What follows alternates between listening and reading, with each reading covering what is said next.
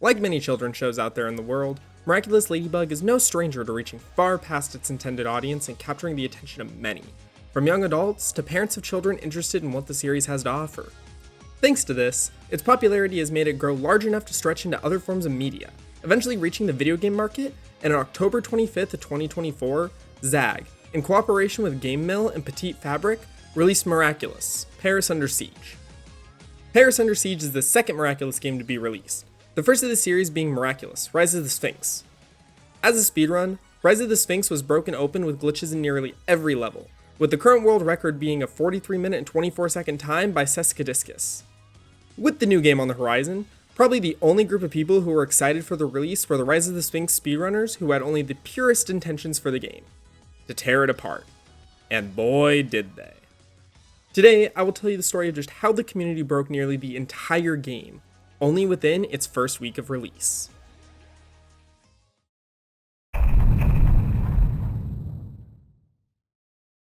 Ironically enough, the first day was stagnant in terms of speedrunning, partially considering the top glitch hunter for Rise of the Sphinx had worked that day. Oh hey, that's me. I'm one of the 3 players in this story, but the first person to break ground and find a skip was MikeTheMerc. He found 2 skips in Northern Hills 3. The first one in this section where you'd usually need to clear out these enemies to get rid of the white bubble wall, but it can be skipped by jumping under to reach these yellow platforms. The other skip allows you to climb another bubble wall to reach the bouncy bubbles on the other side.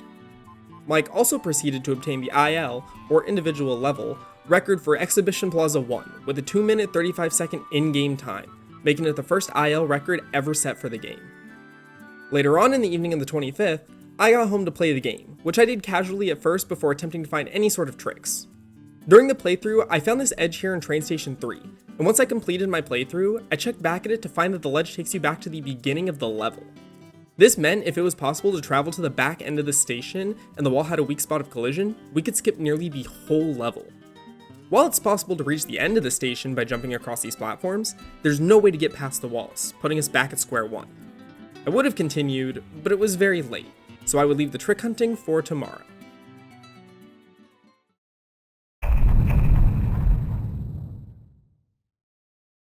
On October 26th, the Miraculous Speedrunning Discord server was founded as a place to document any discoveries and finally give the community a place to congregate.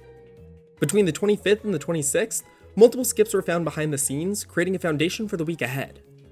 MikeTheMerc had found a way to skip a lengthy cutscene in Plaza 1, which would make no impact on ILs, but save 6 seconds in any percent, since ILs are based on in-game time, and full game runs are based on RTA, or real-time attack.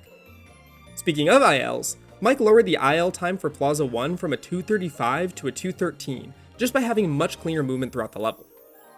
This wasn't the only record broken on the 26th, as the game needed to have a full run completed so we could create a leaderboard on speedrun.com, which I took on as my responsibility.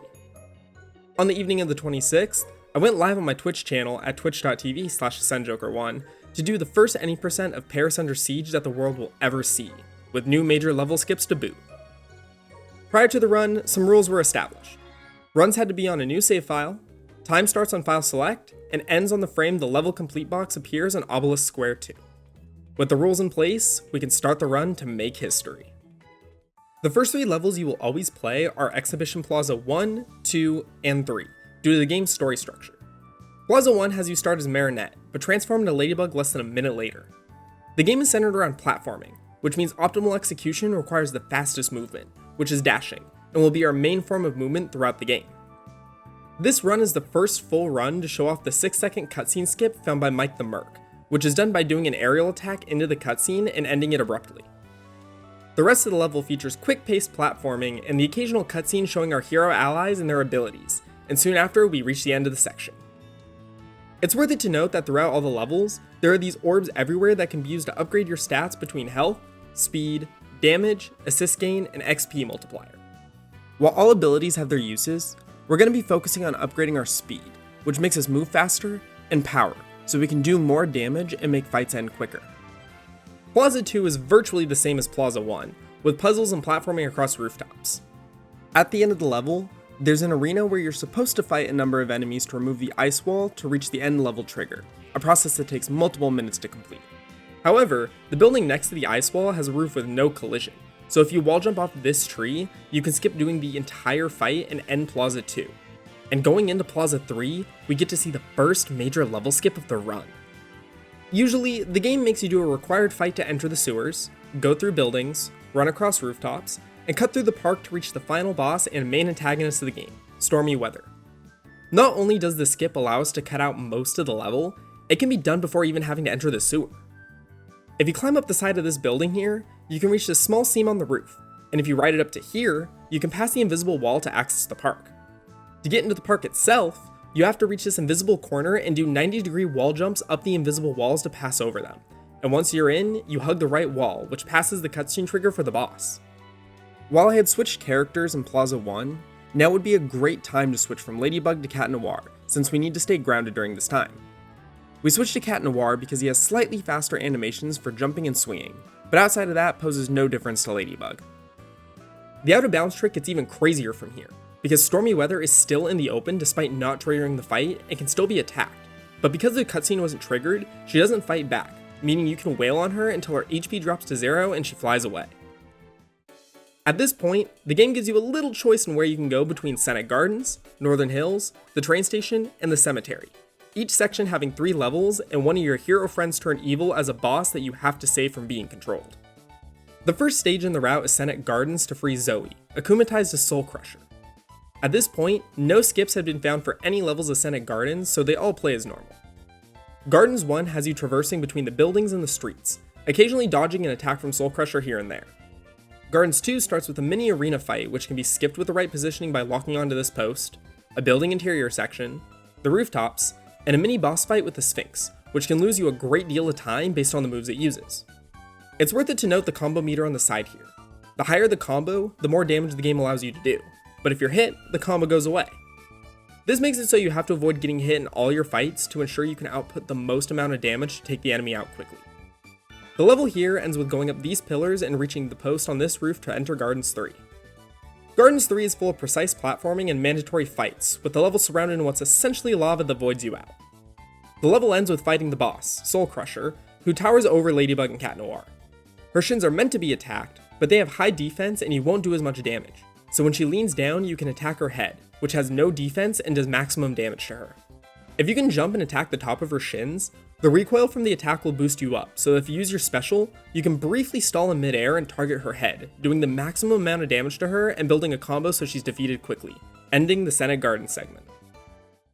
The next location we approach is Northern Hills, which luckily has more skips than Senate Gardens does.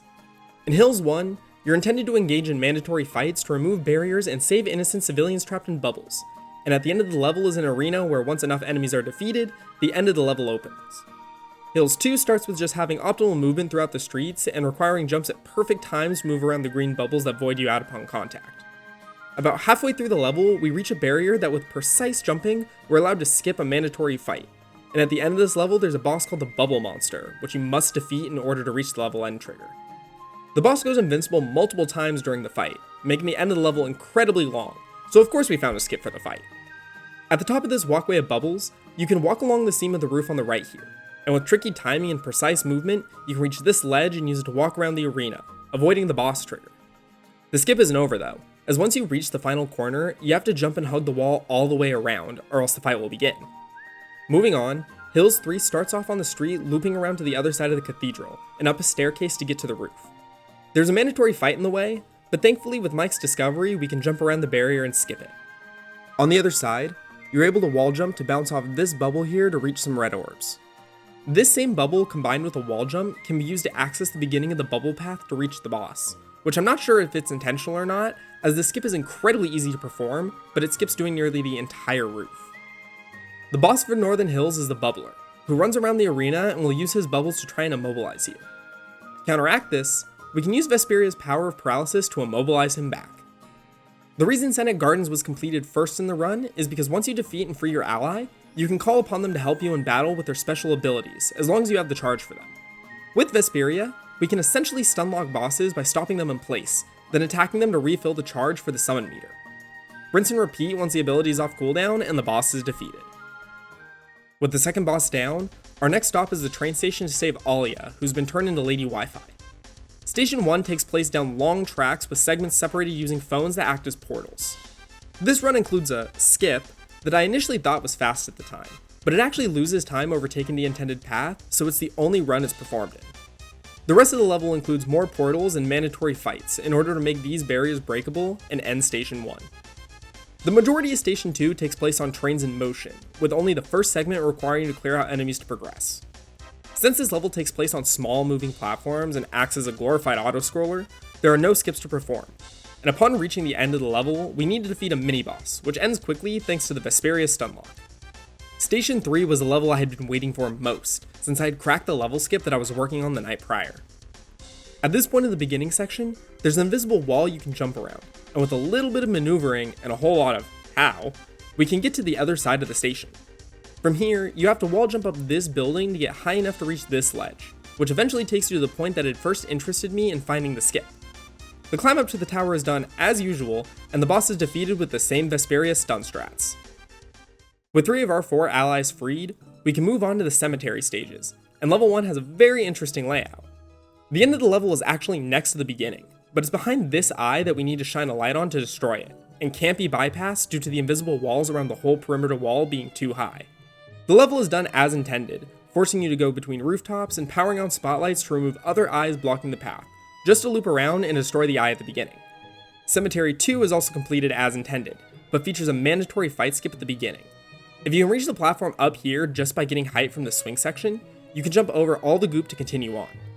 This level features yet another eye that needs to be destroyed with a light and a mini-boss at the end, which again falls victim to Vesperia.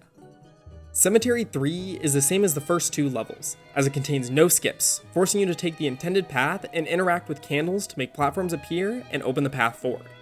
The end of the level has us face off against Truth, who's a little trickier than other bosses since he can teleport away, but eventually succumbs to the same fate as all the others at Vesperia's hands. Now that all 4 of our friends have been rescued, we can go to the Obelisk Square, which only consists of 2 levels. Right at the beginning of Square 1, we can utilize this pillar sticking out of the ground to precisely move to the boat on the water here, and then to the land across that in order to skip having to cross to the other side of the river in the first section. The rest of the level is left up to making cycles as the boats spin and reach the level end trigger, which brings us to the final level of the run, Obelisk Square 2. Obelisk 2 has us jumping across platforms suspended in midair, which makes it so there are virtually no skips in this level. Aside from having to perform quick platforming to make the best cycles, we can skip a mandatory fight by circling the perimeter of the arena here to save us multiple minutes. Eventually, Ladybug is captured, which forces us to play as Cat Noir, who we're already primarily playing as anyway, and then we finally reach the boss, which is a refight with Stormy Weather that unfortunately does not have a fight trigger skip. Stormy Weather has 2 phases in this fight. The first phase where she fights as she would have in Plaza 3, and the second phase where she becomes Mega Stormy Weather, who uses the same exact attacks, just bigger and stronger. Because of story reasons, we don't have access to our hero friends in this fight, meaning we have to fight her head on instead of stunlocking her with Vesperia. Once she's defeated, the final cutscenes play and the level complete box appears, marking the end of the first any % speedrun for Paris Under Siege. The final time of the run clocked in at 1 hour, 24 minutes, and 47 seconds. A very unoptimized mess, but it was enough to establish the leaderboard and give us a glimpse onto the promise that this game had to offer going forward.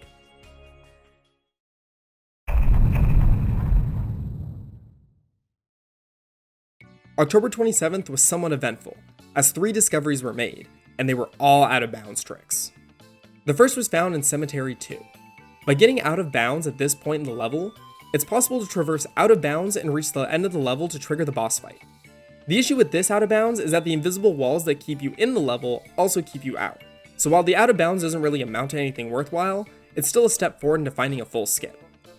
The next skip that was found was absolutely worthwhile though. A full level skip for Exhibition Plaza 2. As soon as you drop into the level, there's a building far off to the left across a gap with a void out. By doing a jump off the building, jumping midair, doing a dash, and then an aerial attack, you can reach the lip of this building.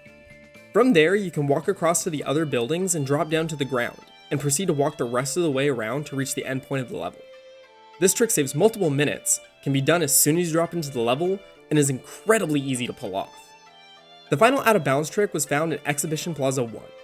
Once you turn into Ladybug, you can backtrack to Marinette's house and jump on the side of it to access the roof, allowing you to get out of bounds from the main level. Unfortunately, this out of bounds was more like Cemetery 2 than it was like Plaza 2, in the sense that it causes more issues than it does solve them.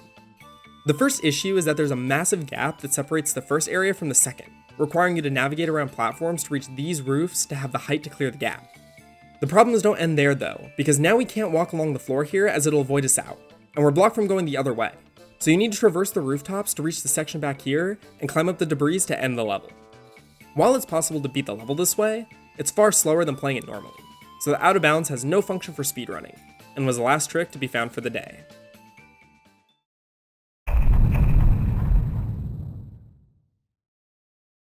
On October 28th, the speedrun.com leaderboard for Paris Under Siege was instated, and discussion ensued on what the board would look like. The top priorities were setting up categories for ILs and any percent, and establishing the rules for them. For any percent, the rules were kept the same as when I done the first any percent run. Timing starts on a new file select, and ends on the first frame the level complete box would appear on Obelisk Square 2. It was also clarified these runs would be done under RTA, allow out of bounds and glitches, and all runs would require video proof. ILs were given similar rules.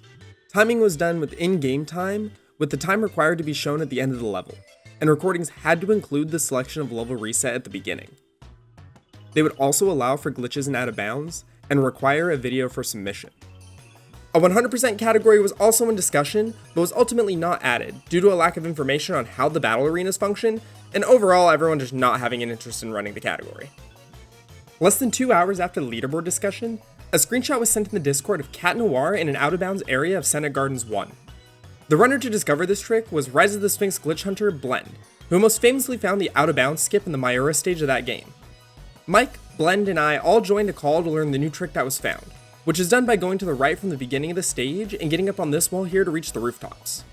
Once on the roofs, you need to align yourself with the seam between these two rooftops here and do a full jump. It may take a few tries, but eventually you'll get caught and slide all the way through to get out of bounds, and then take a straight shot all the way to the level end trigger. Using this discovery, MikeTheMerc uploaded an IL for Gardens 1 with a 1 minute 26 second time, the first IL record for the level. Later on in the day, Blend sent in another discovery, this time in Senate Gardens 3 to get out of bounds from the beginning.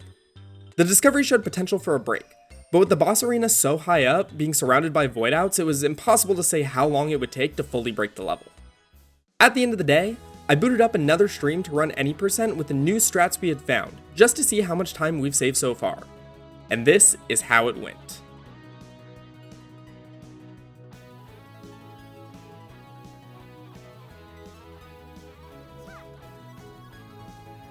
Nice. Cutscene skip.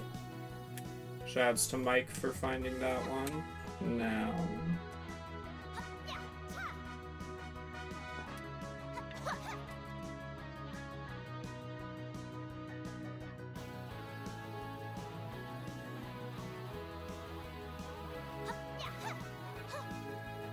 Oh, thank God.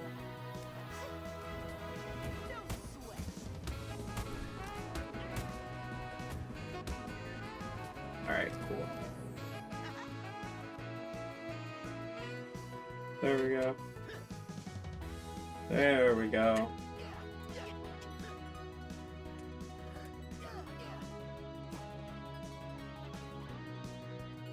Oh, there we go. And by the way, yes, I watch my anime in dub. Deal with it.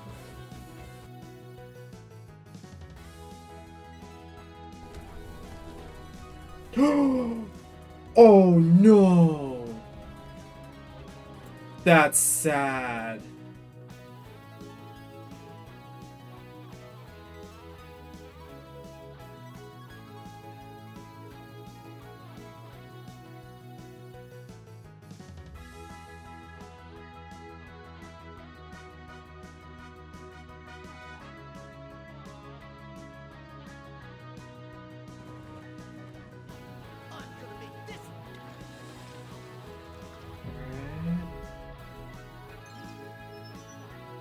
A 1:02:04.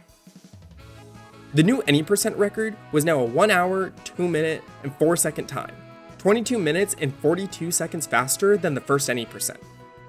This run also featured a quicker way to skip past the mini arena at the beginning of Gardens 2, a skip in Train Station 1 which allows you to skip 2 fights and trigger the level end early, and utilized a new skip to never have to cross over to the other side of the river in Obelisk Square 1. Just after this run, I was looking for out of bounds tricks in Cemetery 3, and had accidentally clipped out of bounds near the beginning of the level, but it was by pure accident and I didn't even realize it at first.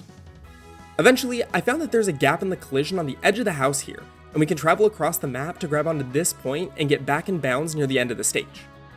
From here, the only levels that haven't been broken yet that had the potential were Gardens 2, Gardens 3, Cemetery 1 and 2, and Northern Hills 1, but that fact wouldn't last for long.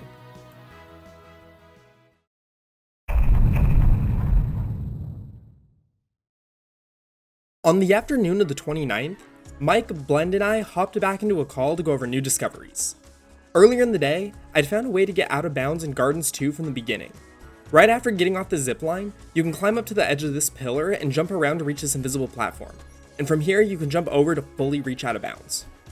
While the discovery was interesting, it ultimately led nowhere, since the level end trigger was on the pole at the top of this building, and while it's possible to scale the building from out of bounds, the void out plane prevented us from reaching high enough to lock onto the pole.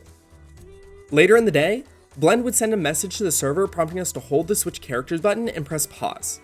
Doing so will pause the game, but still carry out the character switch while paused. At the moment, the potential this glitch had was unknown, but would prove to come in handy later on. 4 hours after that revelation, Blend had made the announcement that Gardens 3 had been broken. By going out of bounds and standing on top of this rock formation, it was possible to jump to the nearby wall and land on a small invisible platform to navigate around. With more research, we found it's actually easier to climb up from atop another rock closer to the wall, but once on top, you're blocked by an invisible wall to get into the fight. On complete chance, I had attacked into the corner of this invisible wall, which kept my height, and with an extra jump allowed Cat Noir to jump over the wall and enter the boss fight, truly breaking Gardens 3 completely. Blend was 2 for 3 on breaking open the Gardens levels, but will he be able to find a skip in Gardens 2 and go 3 for 3?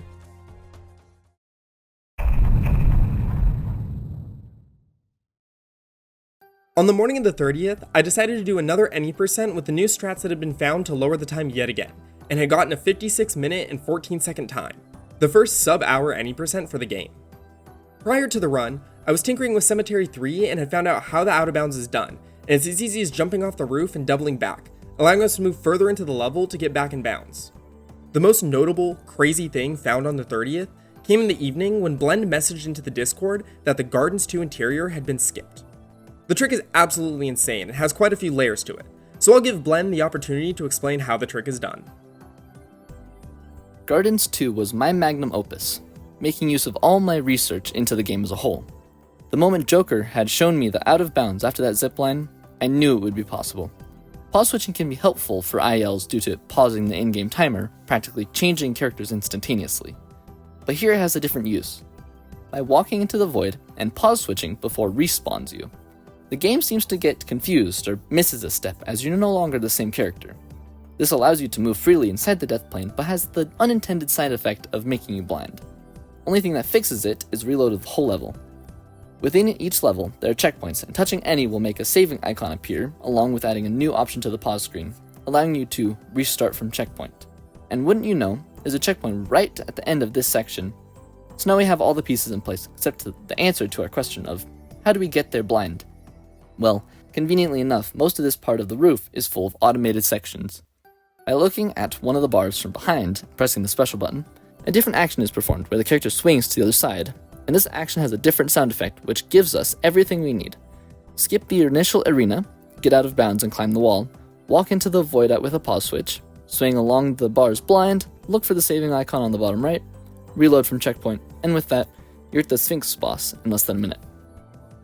By utilizing the glitch, Blend was able to get a 3-minute and 3-second time for Gardens 2, setting a new IL record for the stage.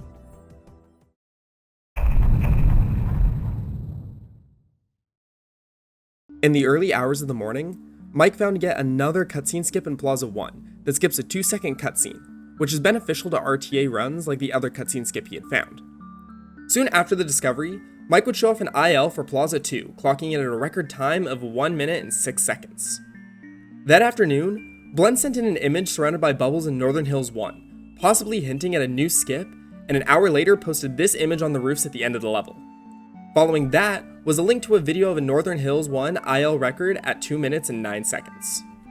This IL features 2 new major skips, the first skipping 1 mandatory fight and 2 cutscenes, on top of cutting out the travel distance between these 2 points. The second trick in the level was found here at the end that lets you climb in between these 2 invisible walls to get above the collision to bypass a mandatory fight arena blocking the end of the level. If you thought Blend was done, you'd be mistaken, because he came back later Halloween night to reveal an out of bounds for Cemetery 1, with an IL video attached sporting a record time of 2 minutes and 54 seconds. In the IL, Blend shows a way to go from the first roof to the final building in the level, and navigates on top of an invisible barrier to reach the other side of the wall and touch the level end trigger. It was discovered that navigating the invisible barrier was actually unnecessary, as you can still activate the light on the final building and remove the eye blocking the level end to reach the other side of the wall, which is still the strategy used to this day for Cemetery 1, and thus ending the spookiest day of the year with a skip for the spookiest level in the game.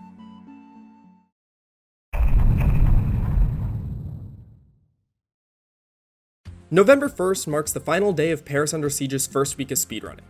While the game has gone so far in just 7 days, we aren't quite done yet. Cemetery 2 was the target level for the day, which saw 2 different out-of-bounds methods revealed within just hours of each other. The first method was found by Blend.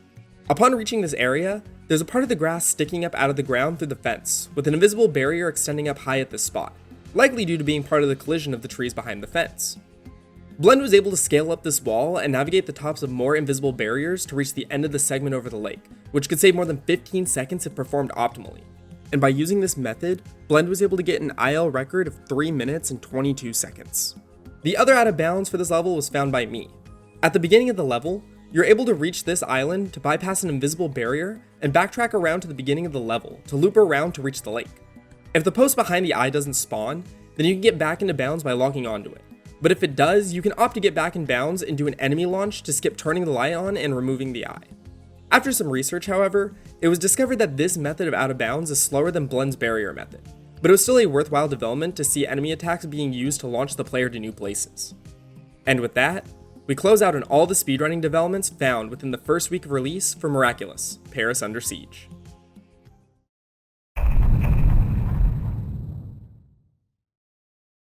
From November 1st of 2024 to today, the game has been rather stagnant, but has gone through some major discoveries. The biggest discovery was announced to us by community member Cold Rampage, that the Switch edition of the game has an earlier build with incredibly broken tricks that are exclusive to that version. Another member by the name Toxic Pinhead also made a wide number of discoveries which could have their own video to talk about, so I'll link their playlist of discoveries down below. The leaderboards have also gone through a few significant changes. On November 13th of 2024, the game was given an update which patched many of the things from the way attacks worked on enemies, as well as getting rid of pause switching, which made the strat for Gardens 2 obsolete. The mods approved players to downgrade their versions if possible in order to play with existing glitches, and created subcategories between the versions. Runs are also split between PC, console, and Switch, due to its broken nature and the lack of knowledge on the other console versions of the game. As for current records, all ILs currently have some record attached to each of them.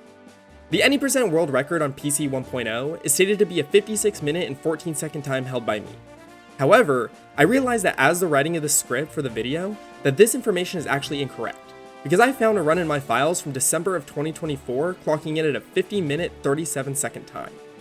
Due to the length of time since the run happened, I do not plan on submitting it to the leaderboard, but it can still be viewed from the link in the description below.